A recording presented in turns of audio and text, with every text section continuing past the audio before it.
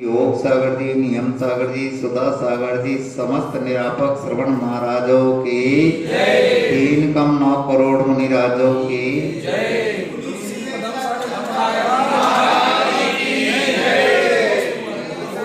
बरसात का समय, मूसलाधार पानी, सभी नदी तालाब लबालब भरे हुए।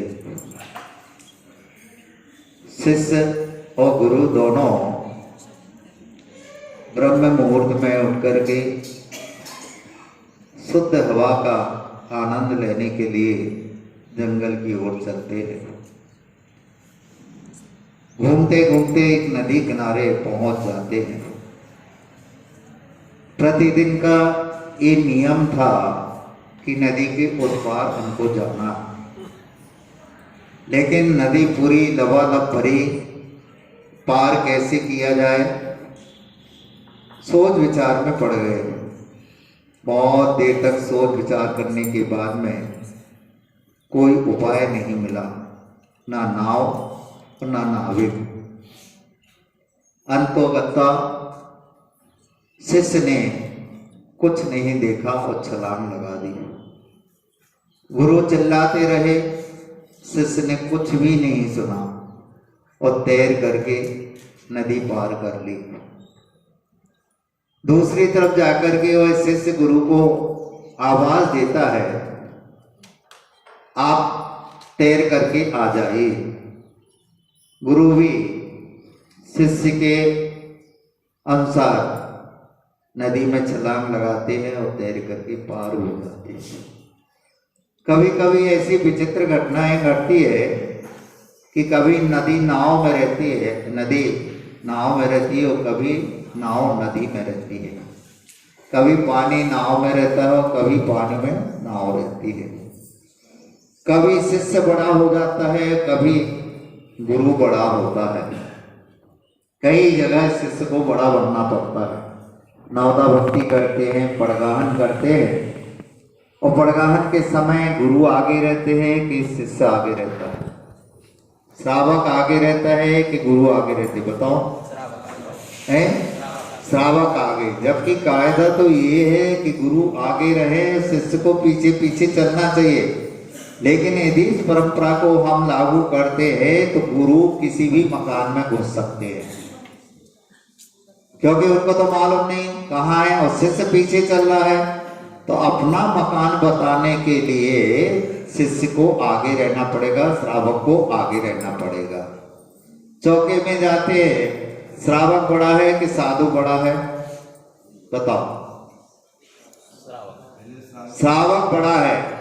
क्यों बड़ा है श्रावक? क्योंकि श्रावक का हाथ ऊंचा रहता है और साधु का हाथ नीचे रहता है।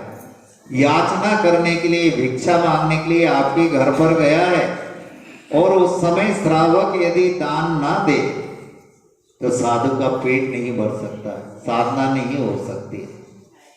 उस समय भी श्रावक आपने अभिषेक किया, शांति धारा की, और जब महाराज के पास में आप गंधोदक लेके आए तो महाराज ने क्या किया?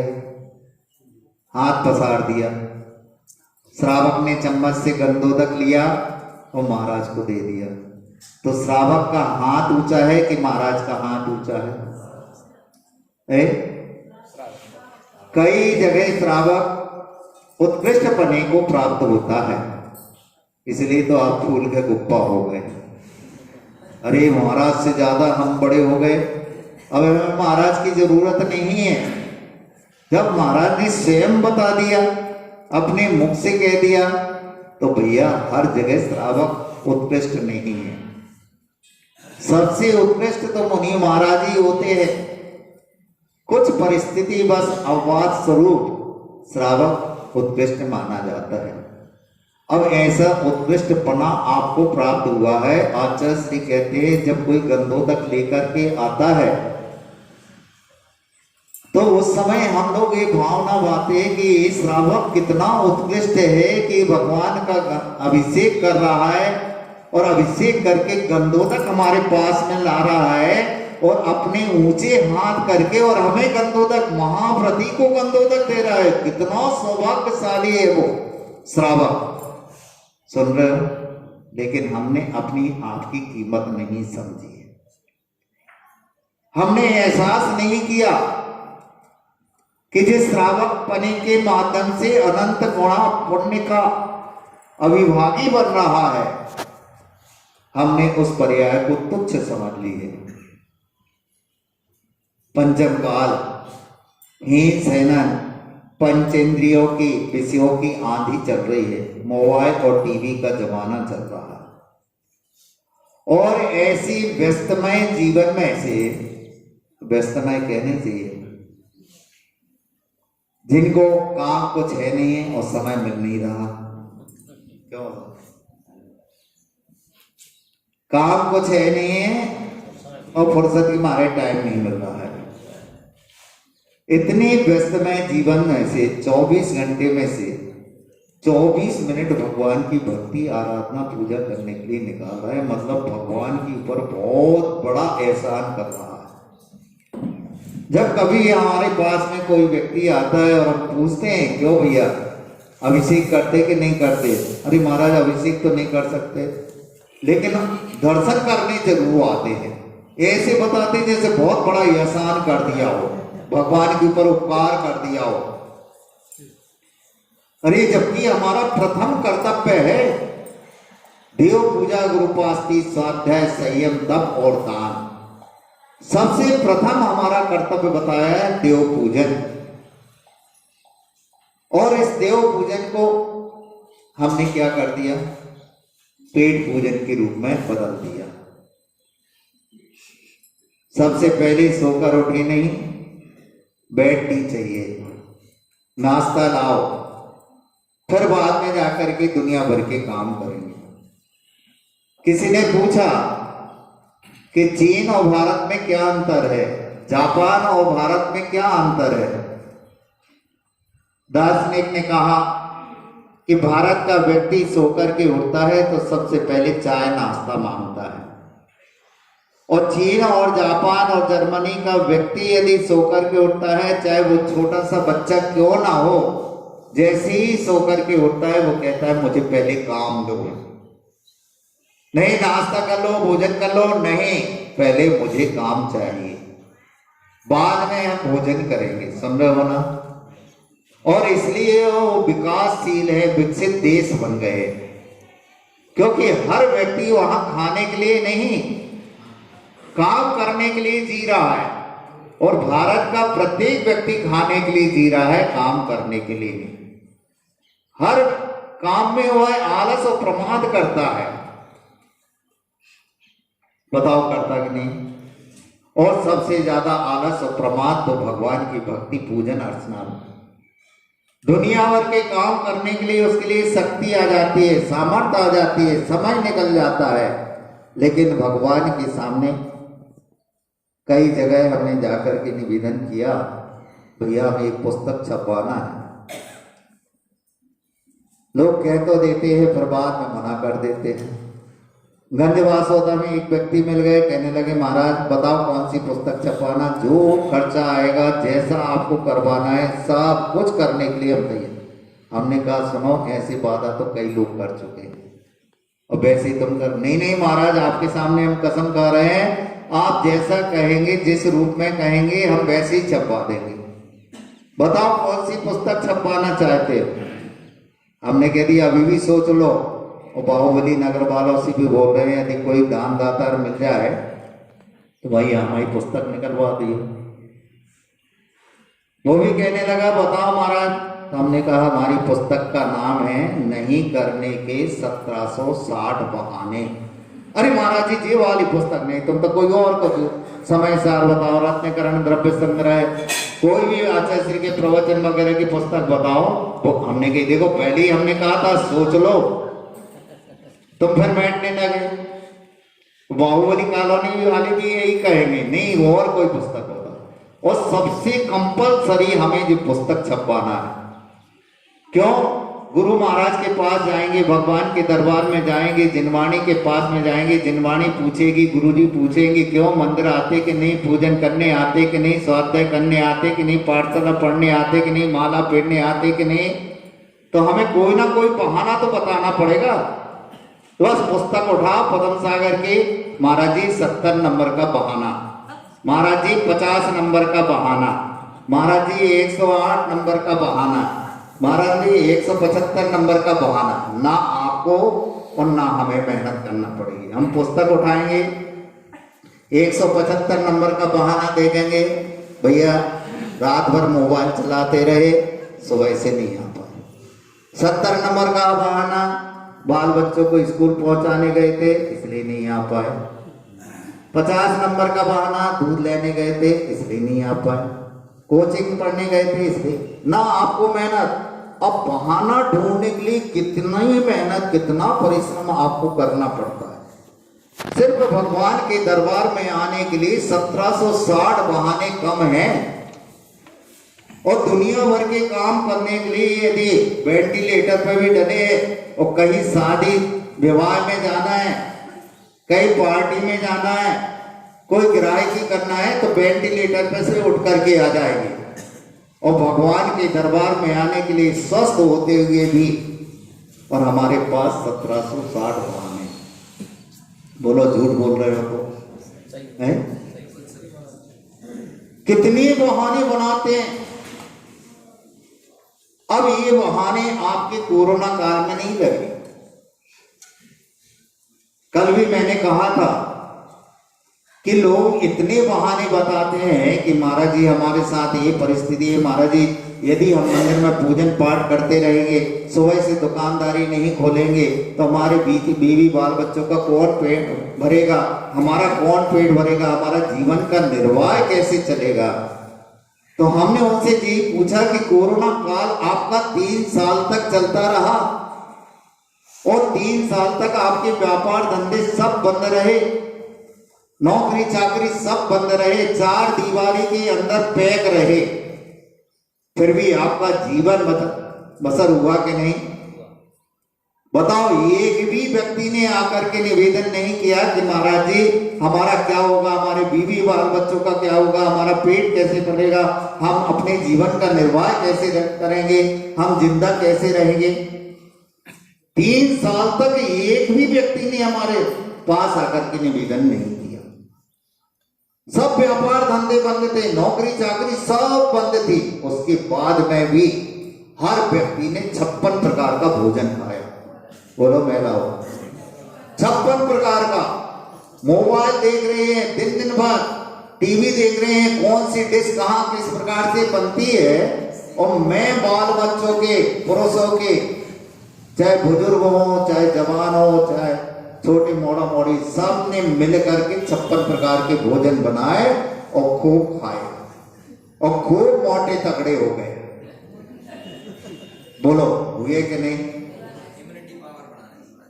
बताओ, बढ़ाई इम्यूनिटी पावर जो बढ़ाई है वो खा पी करके बढ़ाई है। व्यापार धंधा तो नहीं करा, नौकरी चाकरी तो नहीं की, कहां से आया? 3 साल तक बिना व्यापार धंधे किए, बिना नौकरी चाकरी किए, ये पैसा कहां से आया? ये हम सोच सोच करके परेशान हैं। कहां तो एक दिन दुकान बंद हो जाए तो आप रोना रोते रहते हैं कि महाराज जी आज हम दुकान पे नहीं गए, आज हम जलूस में चले गए, आपके पास में आ गए जी करने के लिए।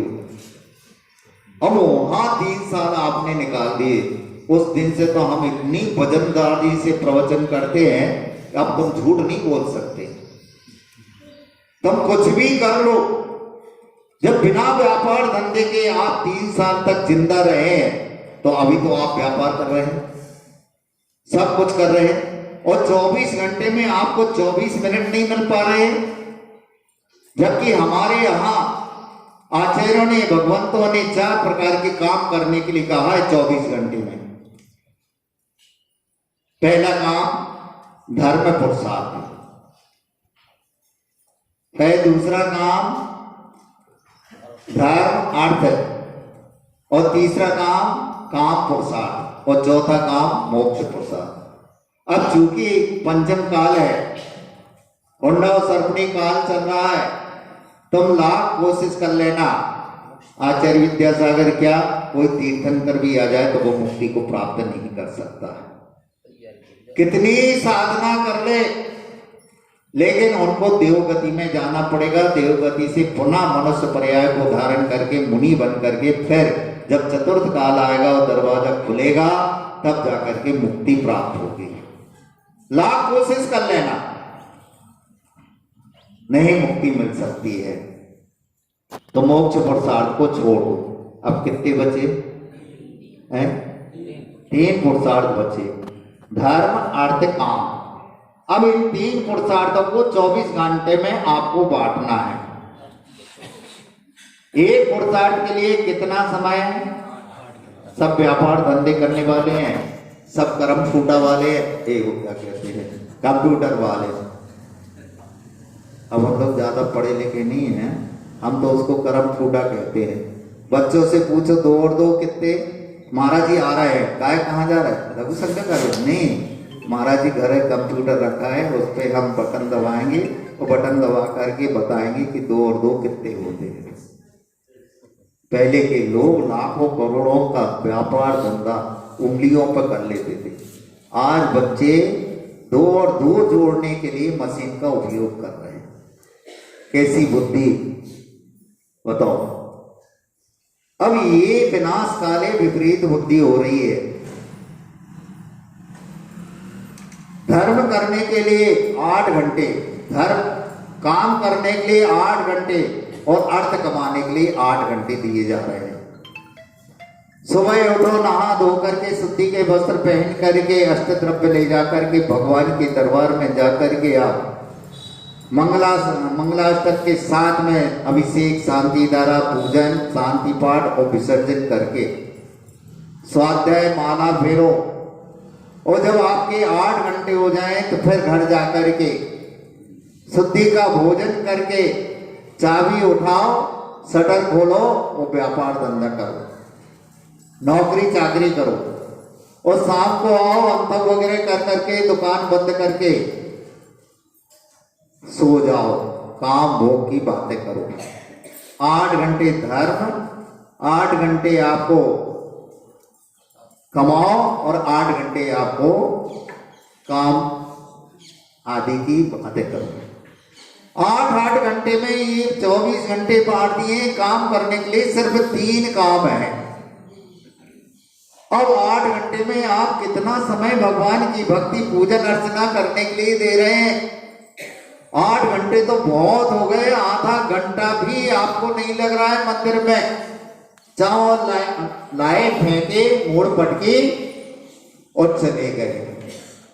भगवान तक को नहीं देखते। मुआवजे की घटना है, आहार करके आ रहे थे, एक भक्त मिल गया। क्यों, कहां से आ रहे? मंदिर करके आ रहा हूं। अरे इतनी लेट? क्या करे महाराज जी, घर में कोई है नहीं है, अब बाल बच्चों को स्कूल छोड़ने जाना है, दूध लेने जाना है, सब्जी लेने जाना है, झाड़ू पोछा करना है, उसमें हम लेट हो गए।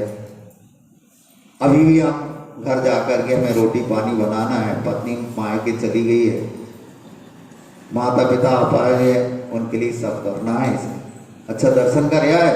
हाँ कर आया। इतनी जल्दी? हाँ कर आया। सब भगवान के दर्शन कर लिए? आओ कर लिए। अब हमने कहा चलो हमें करा दो, तुमने कर लिए। गया और जैसी पहली वेदी पर हमने नमोस्तु करने के लिए कहा, अरे भगवान कहाँ गए? हमने बेटा तुम हमें क्या कह रहे थे? सब मंदिर में सब वेदियों पर हमने दर्शन किए, भगवान के दर्शन किए, और तुम कह रहे भगवान कहाँ गए? 3 दिन हो गए भगवान को उठे हुए और वेदी पर काम लगा हुआ है और तुम कह रहे हम दर्शन कर गए। जी स्थिति हमारी बन रही है। चावल फेंको, मोड़ पटको और दौड़ लगा दो। कम से कम 2 मिनट आकर के भगवान के चरणों में बैठ करके निगाह से निगाह मिला करके हम देखे तो सही कि भगवान किस अवस्था में बैठे हुए हैं। इतना समय भी हमें नहीं मिल पा रहा है। समय कब मिलता है? जब हमारे ऊपर दुख आता है, जब हमारे ऊपर तकलीफ होती है, जब हम भगवान के दरबार में आते हैं तो भगवान भी अपने दोनों कान बंद कर लेते हैं। बेटा जब सुख के दिन थे तो तुम मुझे भूल गए, और जब दुख पड़ा तो अब हमारे दरबार में आ गए, तुम चिल्लाते रहो, हम भी बहरे बन गए। और इसलिए हमारी दुख तकलीफ दूर नहीं होती, क्योंकि हम स्वार्थी हैं। उस स्वार्थ के आधार पर ही हम अपना काम करते हैं। स्वार्थ की सिद्धि पूर्ण हुई और हम सब भूल जाते हैं। महाराज आशीर्वाद दे दो, काय को विवाह नहीं हो रहा, भैया दया आ गई, करुणा आ गई, आशीर्वाद दे दिया, विवाह हो गया, भूल गए परम सागर कहाँ है, कैसे है, किस प्रकार से है, कोई मतलब नहीं। फिर बाद में जब मोड़ा मोड़ियों की बात आई, डॉक्टरों ने मना कर दिया, फिर आ गए महाराज जी आशीर्वाद दे दो, कब होगा, विवाह हुई है, हमें इतना समय हो गया लेकिन मोड़ा मोड़ी नहीं हो रहे। अब मोड़ा मोड़ी का आशीर्वाद दे दिया, मोड़ा मोड़ी हो गए, किस्मत से, पुण्य के योग से, आशीर्वाद से, फिर भूल गए, फिर व्यापार धंधा नहीं चला, फिर आ गए। जब जब भी स्वार्थ बढ़ता है तभी देव शास्त्र गुरु याद आते हैं, और जैसी ही स्वार्थ की पूर्ति हुई नहीं, सब भूल जाते हैं। सुधा सागर जी महाराज हमें हमेशा जी कहते हैं, आप लोगों ने सुना होगा कि मतलब निकल गया और भूल गए, सब भूल जाते हैं कि महाराज जी ने हमें आशीर्वाद दिया था, कम से कम उनको धन्यवाद तो कह दे, थैंक यू कहने के लिए समय नहीं मिल पा रहा। अब ऐसा जीवन हमारा चल रहा है, 24 घंटे में 8 घंटे धर्म करने के लिए कहा गया है, लेकिन 8 घंटे में भी आधा घंटा हमारे पास में नहीं निकल रहा है। अब आप लोग हम लोगों को बुला लेते हैं, प्रवचन करने के लिए बिठा देते हैं और हम लोग इंतजार करते हैं। आजकल तो हम लोगों ने एक तरीका सीख लिया, जैसे आप लोग होशियार हो गए ऐसे ही, शांति धारा के लिए बुलवाया, शांति धारा बाद में करेंगे, पहले हमारे प्रवचन सुनो। जब तुम लुभा के लाए हो, इतना चला करके लाए हो, तो काय के लिए, खाने के लिए, क्या हमें खाने के लिए मिल नहीं रहा था, है? अरे आचार्य विद्यासागर के शिष्य हैं और सुधा सागर जी जैसे महान संतों के हम भाई हैं, भूखे नहीं मार सकते। ये इतना करके इतना आशीर्वाद दे के गए हैं, और खाने के लिए क्या हम मुनि बने हैं? क्या हमारे घर में कमी थी? खाना तो हमें जहां चाहे मिल सकता था। अरे आप लोग नहीं भी देते तो देव आकर के चौका लगा करके और आहार दे देते। चंद्रगुप्त महाराज के विषय में सुना है, जंगल से भ्रमण करते हुए निकल रहे थे, चौका की कोई व्यवस्था नहीं, महाराज बैठ गए, नगर बस गया, चौका लग गए, सबके आहार हो गए और बिहार कर दिया महाराज ने। एक महाराज का मंडल भूल गए, लेने के लिए आए, सब जगह देखा, कहीं मिला नहीं, ना कोई व्यक्ति, ना कोई जानवर, ना कोई मकान, ना महल, कुछ भी नहीं, कमंडल एक पेड़ पर लटका हुआ मिला। महाराज को घबराहट हो गई, अरे ये कैसे हुआ, क्या हुआ, किस प्रकार से हुआ? कमंडल उठा करके गुरु महाराज के पास पहुंचे, भगवान ये तो जादू हो गया। क्या हो गया? अपने जो आहार हुए हैं, जिस स्थान पर हुए वहां कुछ भी नहीं, एक भी व्यक्ति नहीं, कोई महल नहीं, कोई कुछ नहीं। महाराज ने अपना अधिकार लगाया, लगाने के बाद मालूम पड़ा कि जो हम लोगों की आहार व्यवस्था हुई है वो देवों ने की है, मनुष्यों ने नहीं की है। अब महाराज ने कहा देवों ने हमारी आहार की व्यवस्था की है, और देवों से हम लोग आहार नहीं लेते हैं, क्योंकि आहार मुनि असंयमियों से नहीं लेते, संयमियों से लेते हैं, जो व्रत नियम संयम आदि का पालन करते हैं, उन्हीं से आहार लेते हैं। ये तो देव असंयमी है और उन्होंने चौका लगा करके हम लोगों की व्यवस्था की, ये ठीक नहीं किया। सभी मुनि महाराजों ने प्रायश्चित किया, क्योंकि जिसको देवी देवता आते हैं, क्या जिसको भूत व्यंतर आदि की बाधा होती है, उससे हम लोग आहार नहीं लेते, जिसको रिद्धि सिद्धि रहती है उससे आहार नहीं लेते, सुन रहे हो? और देवगति के देवों से हम लोग आहार नहीं लेते। अब देवों ने आहार दे दिया, प्रायश्चित मनुष्यों ने नहीं लगाया, लेकिन देवों ने आकर के आहार की व्यवस्था कर दी। तो बाहुबली नगर वाले यदि आहार की व्यवस्था नहीं करेंगे तो देव लोग कर देंगे, भले ही हम लोग प्रायश्चित ले, लेकिन खाने के लिए नहीं निकले हम लोग। अपनी आत्मा का कल्याण और अपनी आत्मा के कल्याण के साथ साथ पर के कल्याण की भावना को लेकर के निकले। वैसे साधु जब भी निकलता है तो अपनी आत्मा के कल्याण के लिए निकलता है। आचार्यों ने लिखा है ग्रंथों में, आद हिदम का दब्बम जम सक्कई पर हिदम दब्बम, आद हित पर हिदादो आद हिदम सुट्ट का दब्बम। गाथा का अर्थ है अपनी आत्मा का कल्याण करो, और अपनी आत्मा का कल्याण करते करते यदि समय मिले तो पर का कल्याण करो। पूछा अपनी आत्मा का कल्याण और पर के कल्याण में श्रेष्ठ क्या है, तो उन्होंने दूसरी लाइन में जवाब दे दिया कि अपनी आत्मा का कल्याण ही श्रेष्ठ है।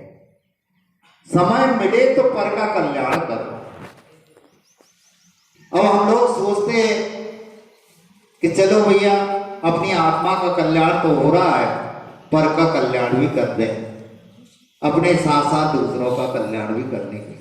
लेकिन हम लोग अपना कल्याण छोड़कर और पर के कल्याण में लग गए, तो ना तो तुम्हारा कल्याण हो पा रहा है और ना हमारा कल्याण हो पा रहा है। लेकिन पंचम काल है, मजबूरी है, हम लोगों को यही सब कार्य करना पड़ेगा।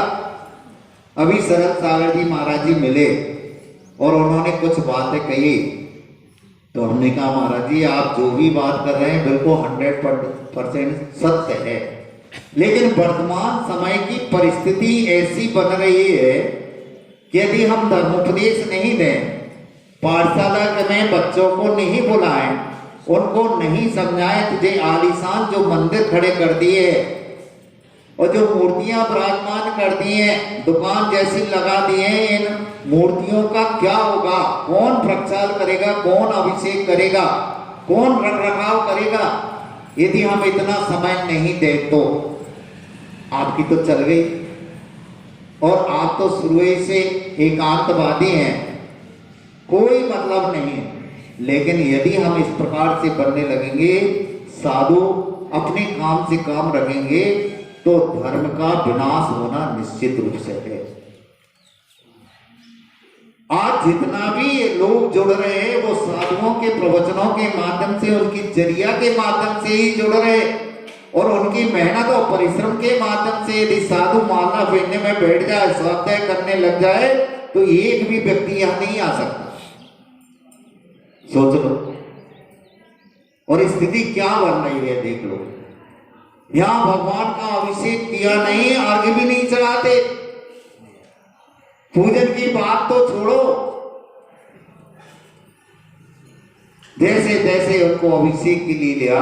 बड़े बड़े बूढ़े तक, अभी तक उस समय तो हम लोग ये कहते जुड़े तो कैसे भी जुड़े, अभिषेक करने आ जाए, फिर अंगुली पकड़ करके पहुंचा, भैया अभिषेक करने आए, अर्घ्य चढ़ा दिया करो। अर्घ्य चढ़ा दिया, भैया थोड़ी और रुक जाया करो, गंधोदक ले लिया करो।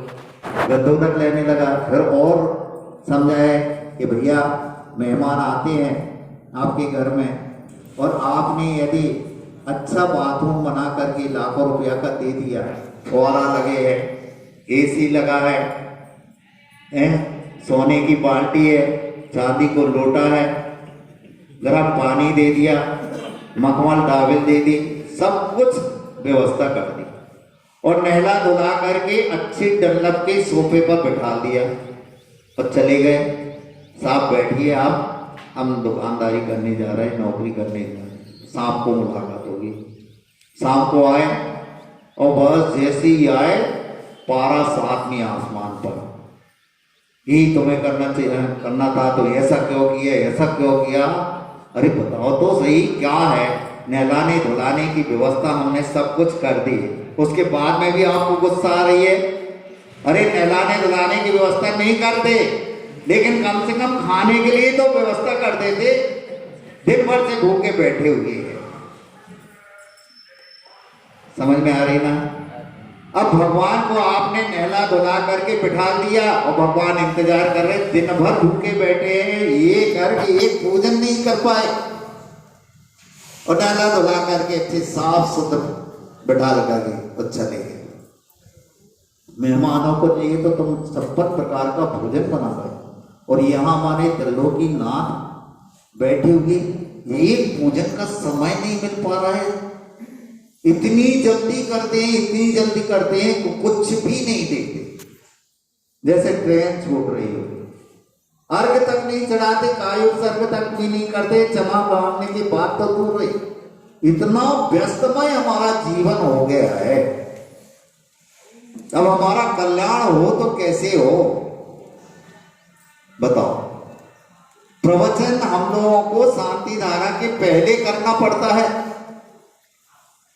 अभिषेक के पहले हमें प्रवचन करना पड़ता है, क्योंकि अभिषेक और शांति धारा के बाद में कोई भी नहीं दे। तो हमारा पुण्य का उदय है कि बाहुबली नगर में इतने लोग बैठे थे। भाई फिर भी देखो अभिषेक और शांति धारा में कितने लोग थे, आधे से नहीं बचे, सब बन गए, कोई मतलब नहीं। अपना काम बनता, बाहर में जाए जनता। हमने अभिषेक का नियम था, कर लिया। अब महाराज जी प्रवचन करें चाहे न करें, आचर्य करें चाहे नहीं करें, हमें कोई मतलब नहीं। आ गए तो वेलकम, जाओ तो भीड़ कम। ये सिद्धांत हमारे बन गए। अभी 2500 वर्ष निकला है, अभी 18,500 वर्ष और निकलता है। जब आचार्य श्री थे उस समय भी मैं कहता था और अभी भी कह रहा हूं, जब तक आचार्य श्री थे तब तक ये धर्म था। और अब आप देख लेना 17 तारीख से हम नई सराय से निकले हैं, वो गांव गांव होकर के आ रहे हैं।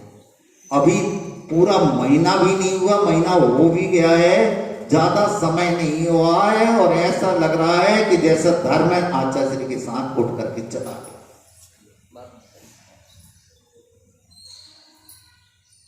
क्या होगा 18,500 वर्ष तक? रामटेक में क्लास लगी हुई थी कसाई पौड़ की। आचार्य श्री से पूछा ये धर्म कब तक रहेगा? आचार्य श्री ने कह दिया, एक आचार्य का मत है कि 2,500 वर्ष निकल गए, 18,500 वर्ष रह गए। एक आचार्य का मत है 18,500 वर्ष निकल गए, 2,500 वर्ष शेष रह गया। आचार्य श्री हम किस आचार्य को सही कहें, किस आचार्य को गलत कहें? दो मत तो हो नहीं सकती, एक मत होना चाहिए। आचार्य श्री ने कह दिया, हमारा इतना संयुक्त नहीं है कि हम किसी आचार्य को झूठा कहें और किसी को सत्य कहें। आप तो दोनों मत रख दो, एक आचार्य ने ऐसा कहा और एक आचार्य ने ऐसा कहा। समय कितना होगा? जंगल भी जाना है सीधे आकर। तो उन्होंने आचार्य श्री ने कहा दोनों मत रखो। लेकिन फिर भी आचार्य श्री आप क्या कहना चाहते इस विषय में? आचार्य श्री ने कह दिया, मेरी दृष्टि से यदि देखा जाए तो ना 18,500 वर्ष बचे हैं और ना 2,500 वर्ष बचे हैं। मेरी दृष्टि में तो पंचम काल का अंतिम समय आ गया। ये गुरु महाराज की सत्य थे। जैसे पंचम काल के अंत में कर के रूप में महाराज से ग्रास लिया जा रहा है, उसी तरह से आज वर्तमान समय में गुरुओं के प्रति क्या आस्था, क्या श्रद्धा, क्या समर्पण है, भगवान के प्रति क्या आस्था, श्रद्धा, समर्पण है। टाइम नहीं मिल रहा ना पूजन करने के लिए, ना भक्ति करने के लिए, ना गुरुओं को लाने के लिए, ना छोड़ने के लिए। इतना व्यस्तमय जीवन हमारा बन गए। अब पंचम काल के 18,500 वर्ष कैसे निकलेंगे? 2,500 वर्ष भी यदि आप मान लें तो कैसे निकलेंगे? और अभी तो हम इस भावना को लेकर के जी रहे थे कि हमारे गुरु महाराज है जो कलियुग के तीर्थंकर स्वरूप है, और इसके माध्यम से कामना करते थे कि हम सभी की उम्र भगवान को लग जाए और दीर्घ काल तक वो इस संसार में भ्रमण करते हुए अपनी आत्मा का कल्याण करे और हम सभी का कल्याण करे। लेकिन मझधार में छोड़ करके वो चले गए। अब कौन करेगा कल्याण? कौन रास्ता दिखाएगा? कौन बताएगा मुक्ति का मार्ग? और दिन प्रतिदिन ऐसी ही स्थिति बनने वाली है। सुन रहे हो बंधु? अब कोई भी इस दुनिया में नहीं है और वो भी नहीं आएंगे ऐसे तीर्थन का स्वरूप, क्योंकि पंचम काल में धर्म का ह्रास होता रहेगा दिन प्रतिदिन। जब इतने बड़े बड़े साधक अपनी साधना के माध्यम से और दुनिया को नहीं सुधार पाए तो हम लोग क्या करें? और अपनी आत्मा का कल्याण में यदि हम लग गए और तुम लोगों को मार्ग प्रशस्त नहीं किया तो वैसे ही मोबाइल और टीवी का जमाना चल रहा है, 12-1 बजे तक बच्चे सो करके उठते हैं, उनमें संस्कार आएंगे कैसे? ये मंदिर चिड़ियों के, कबूतरों के घर बन जाएंगे। सुन रहे? इतना विशाल समोसरण आप लोग बना करके रख गए, हमारे बुजुर्ग लोग, अब इनका रख रखाव कौन करेगा? कोई चिंता नहीं, कोई विकल्प नहीं। सुखिया सब संसार है, खावे और सोवे, और दुखिया दास कबीर है, जागे और रोवे। क्या पीलू? सबके चेहरे पर प्रसन्नता दिख रही है, कोई भी दुखी और परेशान नहीं। यदि इस भरी सभा में कोई दुखी और परेशान है तो एक परम सागर है। वाह, रात दिन जगता रहता है, माला फिरता रहता है, सुखी रहे सब जीव जगत के, कोई कभी ना घबरावे, वैर पाप अभिमान छोड़ नित्य नहीं। बस जी, भगवान सब सुखी हो जाए, सब निरोगी हो जाए, सब स्वस्थ हो जाए, सबके मोड़ा मोड़ियों के प्यार हो जाए, है? सबकी दुकानदारी चलने लगे। रात दिन भगवान से प्रार्थना करता रहता है। और आप लोग खावे और सोवे, खूब खा रहे हैं, खूब सो रहे हैं। हमारी लोगों की अटकी है तो गांव गांव जा करके तुम्हारे को जगाएं, मंदिर के लिए प्रेरित करें, पूजन पाठ के लिए। आपको कोई भी आवश्यकता नहीं, क्योंकि ईश्वर ने इतना दे दिया, इतना दे दिया कि हम उसके एहसान के तले भूल गए कि उसके आशीर्वाद से हमें सब कुछ मिला है और हम उसी को भूल गए। अब यहां पर सिकंदर और उनके गुरु दोनों जा रहे, नदी पार हो गए और वहां जाकर के गुरु ने उसको डांटा, तुमने ये क्या किया? इतनी लबालब नदी भरी हुई है और इसमें सांप बिच्छू बड़े बड़े विषैले जानवर रह रहे हैं, गहराई कितनी है ये तुम्हें मालूम नहीं, अनजान होकर के तुमने इतनी बड़ी गलती कर दी। कल के दिन यदि तुम्हें कुछ हो जाता, तुम्हारे परिवार वाले और तो समाज के लोग क्या कहते? सब मुझे पूछते कि गुरु होकर के और शिष्य ने ऐसा काम कर दिया, ये तुमने ठीक नहीं किया। गुरु की डांट को सुनते सुनते शिष्य अंत में कहता है, गुरु महाराज आप जो कह रहे हैं बिल्कुल ठीक कह रहे हैं, लेकिन मैं एक बात पूछना चाहता हूं, मुझे यदि कुछ हो जाता तो आप हजारों शिष्यों को पैदा कर सकते थे, तैयार कर सकते थे, लेकिन आपको यदि कुछ हो जाता तो हम जैसे शिष्य कैसे बन पाते? क्या सुना? गुरु को यदि कुछ हो जाता है, यदि फैक्ट्री ही बंद हो जाए तो सामान कैसे बनेगा? आप शिष्य बनाने की फैक्ट्री है और आप यदि नदी में डूब जाते, कोई जहरीला कीड़ा आपको काट जाता तो फिर हम लोगों का क्या होता? यही दशा हम लोगों की है। अभी हम गुरु की उंगली पकड़ करके चल रहे थे, उनके अनुसार चल रहे थे, अब उंगली छूट गई।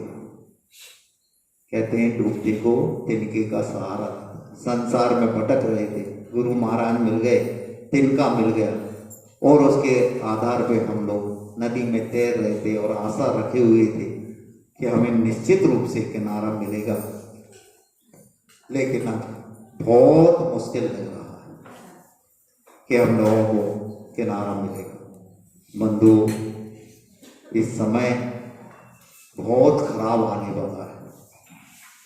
समय की नजाकत को देखते हुए 24 घंटे में आधा घंटा सुबह और आधा घंटा शाम को निकालो। 23 घंटे आपके लिए, जिंदगी के लिए काम करने के लिए कहा है। उसमें आपको जो कुछ करना है वो सब करो, लेकिन कम से कम जिसने हमें खाने पीने उठने बैठने की शक्ति दी है, सामर्थ्य दी है, सब कुछ दिया है, उसको तो कम से कम याद कर लो।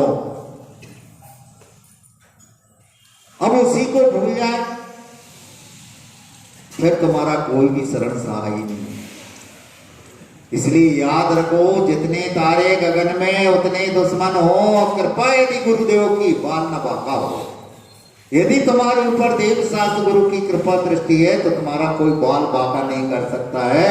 लेकिन कृपा दृष्टि तभी होगी, कब होगी? जब आप उनकी शरण में आएंगे। पंचैते परमेष्ठिना प्रतिदिनम कुर्वन्तु ते मंगलम।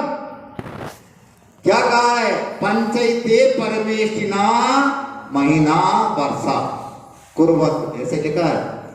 क्या लिखा? पंचैते परमेष्ठिना, बोलो जोर से, महीना, साल, पक्ष, प्रतिदिनम। प्रतिदिनम माने पंच परमेष्ठी की आराधना यदि आप प्रतिदिन करते हैं तो कुर्वन्तु ते मंगलम, तो पंच परमेष्ठी आपका मंगल करेंगे। अब महीना साल भर में तुम्हारा है, मिनटों में निपटा रहे, तो उनकी अटकी नहीं है कि भी तुम्हारा कल्याण करें। यहाँ मंगौली है पास में, वहां एक कहावत चलती है, ले पपड़िया दे पपड़िया। तुम हमें पपड़िया खिलाओ, नाश्ता पानी करवाओ, तो हम तुम्हारे लिए नाश्ता पानी करवाओ। अब तुम्हें फुर्सत नहीं मिल रही है तो हमारी अटकी कि तुम्हारे घरे जा करके हम तुम्हारा कल्याण करें, तुम्हें स्वस्थ करे, तुम्हें निरोगी करे, तुम्हारे मोड़ा मोड़ी के ब्याह। हमारी अटकी नहीं है, तुम्हारी अटकी है तो तुम हमारे दरबार में आओ, फिर हम तुम्हें आशीर्वाद देंगे। ले पपड़िया दे पपड़िया, तुम हमारे पास आओगे हम तुम्हारा कल्याण करेंगे, तुम हमारे पास नहीं आओगे हम कल्याण करने वाले नहीं। इसलिए इस धारणा को बना करके, इस सिद्धांत को बना करके चलो।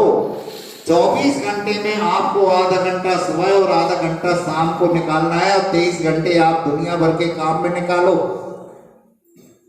तो आपका कल्याण होने वाला है, नहीं तो कुछ भी नहीं। और अभी तो आप देखो, हम बता दे रहे हैं कि चुनावी माहौल चल रहा है, अभी तो आप अच्छे से भगवान की भक्ति पूजन सब कुछ कर रहे हैं। जिस दिन चुनावी माहौल खत्म हो जाएगा और एक पार्टी आ जाएगी, आपका जीना मुश्किल हो जाएगा। कौन हिंदू, कौन मुसलमान, कौन सिख, कौन, सब एक साथ। फिर आप कहना हम अपने अनुसार भगवान की भक्ति कर रहे हैं, मुश्किल हो जाएगा। परमिशन लेना पड़ेगी, सब कुछ करना पड़ेगा, क्योंकि आपके यहाँ फैल फुट चल रहा है। कोई सुबह कर गया, कोई दोपहर में कर गया, कोई शाम को कर गया, कोई महाराज आ गए तो जिस टाइम पर शांति धारा हो रही है वही व्यक्ति रुकेंगे, बाकी सुबह और शाम के चले गए। अब उन्हें कोई मतलब नहीं है, ये भेदभाव हो गया। अब हमारे संगठन और समन्वय कैसे बनेगा? यदि हमारे देव साहब गुरु पर कोई आपत्ति विपत्ति विघ्न बाधाएं आ गई तो उनका रखरखाव कौन करेगा? सब अपने अपने काम करके वो निकल गए। बोलो झूठ बोल रहे हो तो? इतने मंदिर बन गए, इतने भगवान बन गए, इतनी वेदी बन गई, सबने अपने अपने भगवान, अपनी अपनी वेदी और अपने अपने मंदिर पकड़ लिए और अपना काम किया और चलते बने। अब कुछ भी होता रहे, हमें उससे कोई मतलब नहीं। तो देख लो आगे चल करके, अभी तो गिरनार जी गया, शिखर जी गया, सिरपुर गया, आगे चल करके बाहुबली नगर भी ऐसा ही होगा।